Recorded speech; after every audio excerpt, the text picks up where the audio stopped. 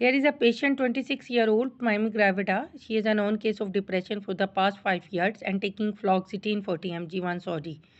And she has a brief trial without antidepressants 10 months ago, and this led to the relapse of severe depression. So she is here in antenatal clinic and concerned about the booking safety of her medication in pregnancy. This is the role play station. अस्सलाम वालेकुम, मेरा नाम doctor Faiza है और आज मैं antenatal clinic में आपकी डॉक्टर हूँ।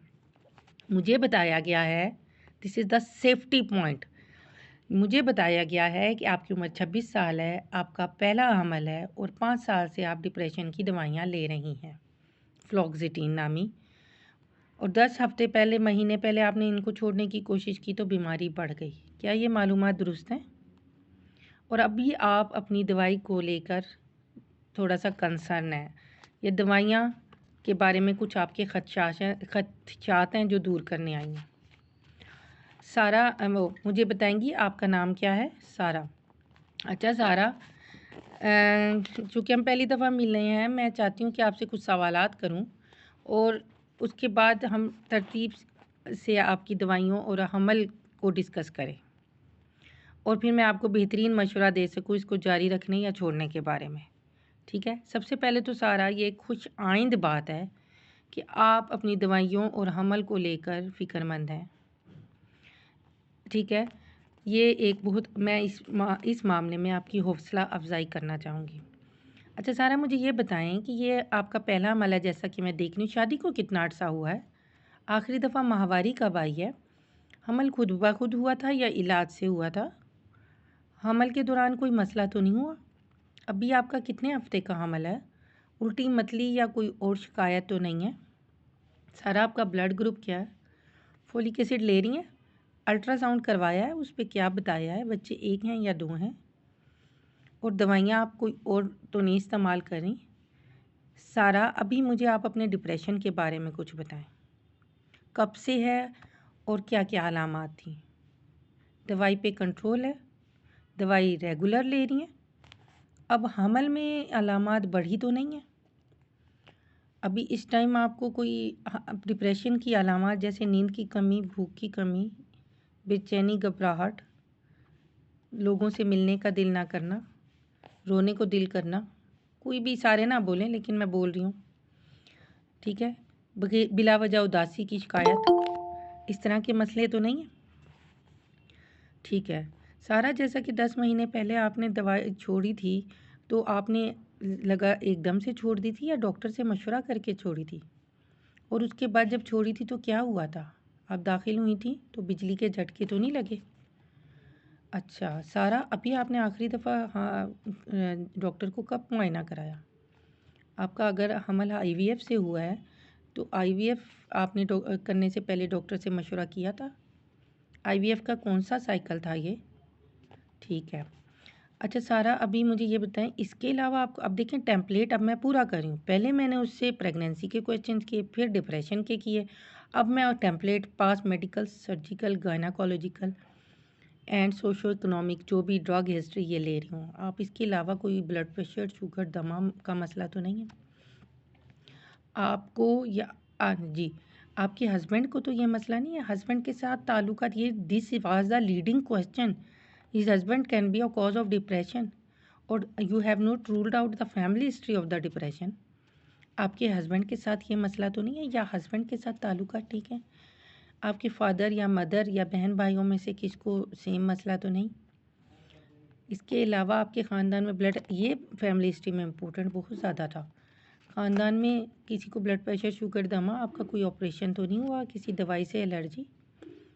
जी, तो so the leading questions were husband depression, family history of depression and her इसके ताल्लुकात हस्बैंड के साथ। ओके सो सारा, जैसा कि मैंने मालूमात आपसे हासिल की, अब मैं आपका ब्लड प्रेशर देखूंगी और कद और वज़न का तनासुब देखना चाहूँगी। ठीक है, बस इतना ही। और मैं कुछ आपको टेस्ट लिख के दूंगी। देखें, अब मैं टेम्पलेट फॉलो कर रही हूँ। अगर वो उसने टेस्ट नहीं करवाया अभी तक, आपने हिस्ट्री पे पूछा कि टेस्ट हो गए, अल्ट्रासाउंड हो गया, तो वो आप लिख के देंगी। अब मैं टेम्पलेट पूरा कर रही हूँ ना, हिस्ट्री एग्जामिनेशन। अब मैं आपका कद वज़न का तनासुब देखूंगी और मैं आपकी आंखों में पिलाट देखूंगी और प्रेशर नब्ज़ की रफ्तार। अब इन्वेस्टिगेशन सारा, जैसा कि मैं देख सकती हूँ आपने अल्ट्रासाउंड नहीं कराया अभी तक, मैं वो लिख के दूंगी, या करवा लिया तो फिर आप उसे स्किप करें, आपके कुछ खून के टेस्ट रहते हैं वो लिख के दूंगी। That's all. सारा, जैसा कि मैंने आपसे सवालात किए और आपका मैंने मुआयना किया और टेस्ट लिख के दिए, तो मैं बताना चाहती हूँ सारा, आपका हमल आम हमल जैसा नहीं है। आपका हमल एक हाई रिस्क हमल है। आपके हमल में मैं, मेरी सीनियर डॉक्टर और जिनको ज़हनी अमराज में ख़ास दिलचस्पी होगी, और साइकोलॉजिस्ट, ज़हनी अमराज के डॉक्टर्स भी शामिल होंगे। नॉर्मली तौर पर हमल में हम जिनका पहला हमल होता है वो 10 दफ़ा मुआयने के लिए आती हैं, लेकिन आपके केस में आपको बार बार आना होगा। ठीक है। आपको बताती चलूँ कि ज़हनी अमराज हमल और ज़िचकी के दौरान बढ़ सकते हैं और उसके बाद, हमल और ज़िचकी के बाद बढ़ सकते हैं, हमल के दौरान और ज़िचकी के बाद बढ़ सकती हैं। ठीक है सारा।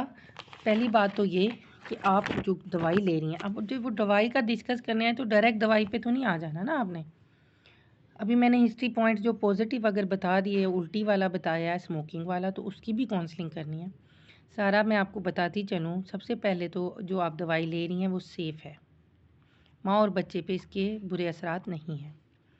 और दूसरी बात ये है कि आप चूँकि स्मोकिंग कर रही हैं, जैसा कि आपने मुझे बताया जी, अब मैंने हिस्ट्री में स्मोकिंग उसने बताई, तो आप क्वेश्चन करें कि कब से कर रही हैं, कितनी कर रही हैं, क्या आप उसको कम करने की कोशिश कर रही हैं या नहीं। Then counsel according to her questions answers. तो जैसा कि आपने बताया कि आप सिगरेट पहले 20 लेती थी, अब आपने 5 कर दी, ये बड़ी खुशाइंद बात है, ये बहुत ज़्यादा मैं अप्रिशिएट करूँगी आपको। सारा मैं बताती चलूँ, 16 हफ्ते से पहले अगर आपने स्मोकिंग बंद कर दी तो आपके बच्चे पर इसके असरात ना होने के बराबर होंगे। ठीक है। मैं इस सिलसिले में आपकी मुकम्मल रहनुमाई करूँगी और कुछ स्पोर्ट्स ग्रुप्स हैं उनकी तरफ भी रेफ़र करूँगी। अब आ जाएँ हाइपरेमेसिस की तरफ। सारा आपने, ये मैं सिर्फ खुद ही डाल रही हूँ, ये मैं खुद आपको प्रैक्टिस कराने के लिए अपनी तरफ से डाल रही हूँ। आपने मुझे बताया कल आपको उल्टी मतली ज़्यादा की शिकायत थी। अच्छा, आप मुझे ये बताएं, उन्होंने दाखिल होने के बाद आपको टीके भी लगाए थे खून पतला करने वाले? जी। अच्छा सारा, उल्टी मतली की शिकायत अब ठीक है? जी। अच्छा सारा, अब आपने पानी ज़्यादा पीना है और अपनी दवाइयाँ रेगुलर इस्तेमाल करनी है ताकि उल्टी मतली का मसला ना हो, और ऐसे मरीज़ों में खून रगों में जमने का मसला हो सकता है। जो दवाइयाँ दी गई हैं वो बाकायदा इस्तेमाल करें और पानी ज़्यादा पिएँ और आप हल्की-फुल्की वॉक को जारी रखें। अब आते हैं आपके डिप्रेशन की तरफ।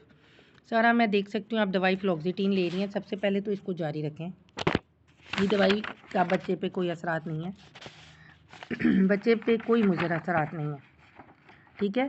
हाँ, अगर आप इसको छोड़ेंगी तो क्या होगा कि आप अपने हमल को और रोज़मर्रा के काम को अदम दिलचस्पी की वजह से जारी नहीं रख सकेंगी।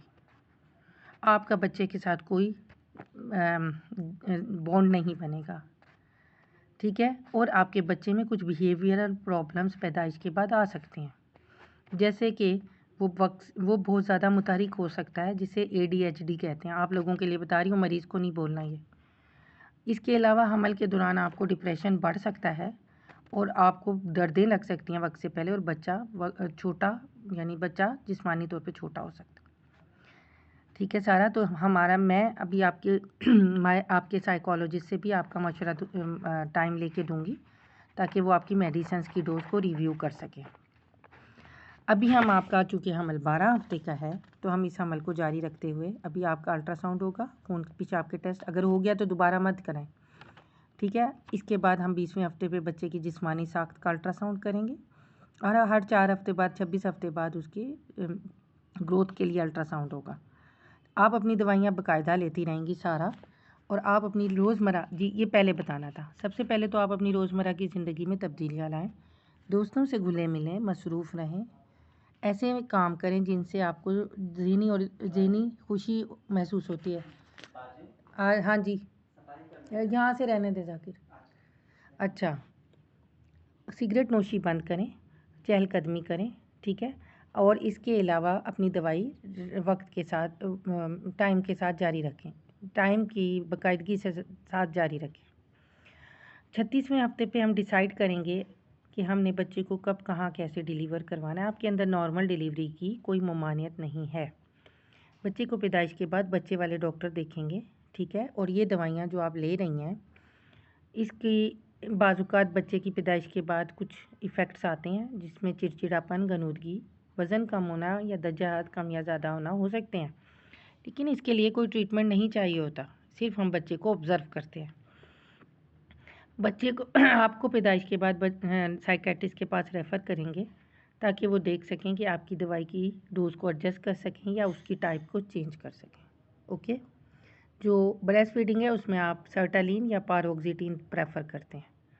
ठीक हो गया सारा, आप मेरी बात समझ रही हैं जी।